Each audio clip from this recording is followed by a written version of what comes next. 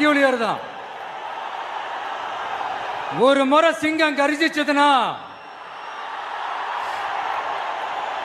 அந்த சவுண்ட்ல ஒரு 8 கிலோமீட்டருக்கு சும்மா அதிரும், எல்லா திசைகளும் அதிரும்.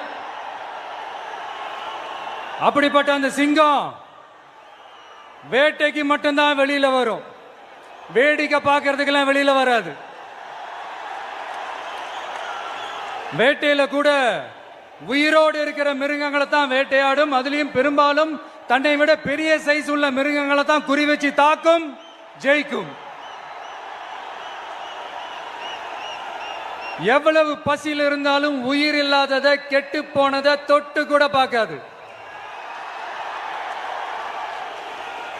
அப்படிப்பட்ட அந்த சிங்கம் அவ்வளவு ஈஸியா எதையும் தொடாது, தொட்டா விடாது.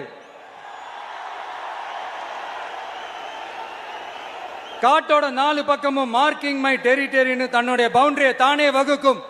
அப்படிதான் அந்த காட்டையை தன்னோட கண்ட்ரோல்ல வச்சிருக்கும். சிங்கத்துக்கு கூட்டத்தோட இருக்கிறதுக்கும் தெரியும், தனியா இருக்கிறதுக்கும் தெரியும். அப்படியே தனியா வரணும்னு நினைச்சாலும் அஞ்சாம அலட்டிக்காம சும்மா கெத்தா தனியா வந்து அத்தனை பேருக்கும் தண்ணி காட்டும். எப்ப எதுலையும் தன்னோட தனித்தன்மையை இழக்கவே இழக்காது.